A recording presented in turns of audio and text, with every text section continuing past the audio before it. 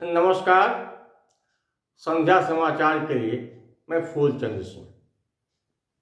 Akhil Bharatiya Congress committee ने अपने महिला विंग की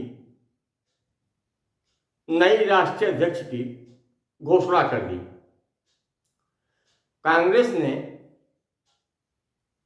महिला विंग की नई अध्यक्ष तेज तर्राक नेता, प्रखर वक्ता अलका लांबा जी को नियुक्त किया है। जिस दिन से अलका लांबा को राष्ट्रीय अध्यक्ष पद का पत्र प्राप्त हुआ है, उसी दिन से अलका लांबा पूरे फारम में आकर के पत्रकार वार्ता कर रही हैं और विपक्षी भारतीय जनता पार्टी को चुनौती दे रही हैं। आने वाले दिनों में कांग्रेस पार्टी ने यदि अलका लांबा को अपने महिला विंग का राष्ट्रीय अध्यक्ष घोषित किया है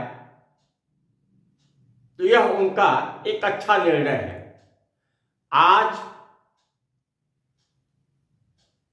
अपना पदभार ग्रहण करते हुए कांग्रेस पार्टी की राष्ट्रीय अध्यक्ष महिला विंग की अलका लांबा जी ने क्या कहा है, आगे आप उनके वीडियो को देखेंगे। हाँ, एक निवेदन है आपसे, यदि आपने संध्या समाचार के YouTube चैनल को सब्सक्राइब नहीं किया है तो आज ही सब्सक्राइब करें, बेल आइकन को दबाएं और धन्यवाद। संदेश साफ है, लड़ाई कठिन है। ये लड़ाई आग का दरिया पार करके हमें निकलना है। इस आग का दरिया की शुरुआत एक बार पहले श्री राहुल गांधी जी ने देश भर में भारत जोड़ो 4000 किलोमीटर 12 राज्यों से गुजरने वाली दक्षिण से उत्तर तक की यात्रा में किया है। दूसरी यात्रा भारत जोड़ो न्याय यात्रा 14 जनवरी को मणिपुर से मुंबई तक 6700 किलोमीटर का सफर 15 राज्यों से गुजरेगी, 110 जिलों से गुजरेगी। हमारा लक्ष्य अब यही है कि भारत जोड़ो यात्रा के तर्ज पर भारत जोड़ो न्याय यात्रा को भी अब हम कामयाब बनाना है। इससे उम्मीदें जुड़ी हुई हैं।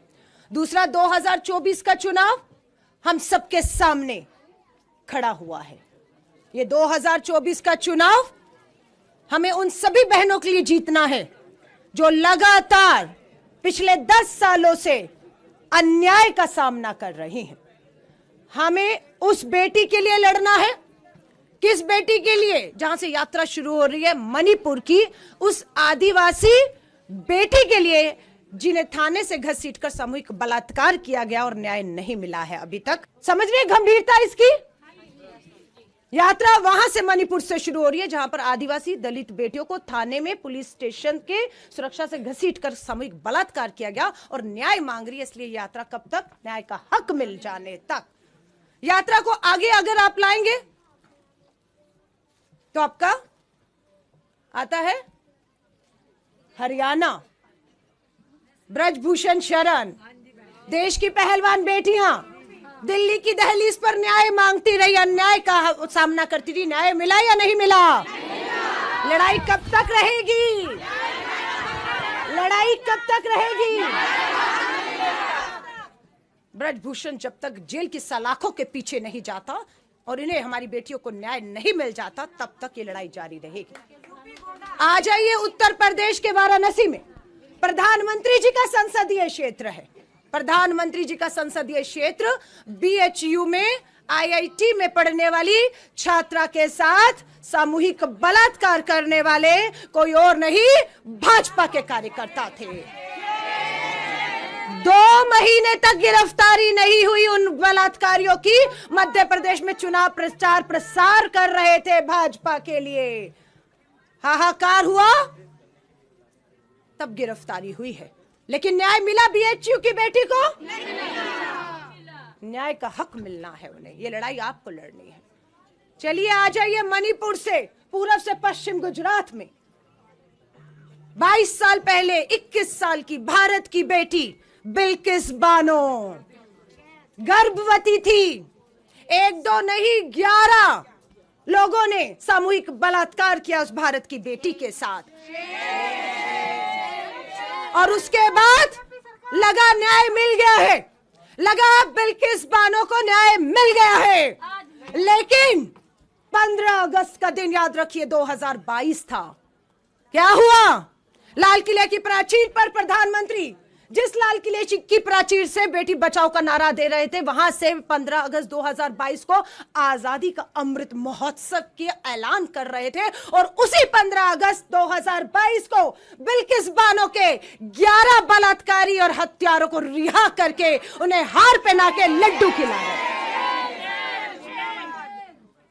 तमाम महिलाओं को देश की उच्च अदालत, सुप्रीम कोर्ट और हमारे न्यायाधीशों को धन्यवाद करना चाहिए। फटकार ना लगाते ब्रजभूषण के खिलाफ एफआईआर ना होती, फटकार ना लगाते तो मणिपुर की आदिवासी बेटियों के खिलाफ जो सरकार को कहा कि कार्रवाई करिए, नहीं तो मैं करूंगा, कार्रवाई करनी पड़ी।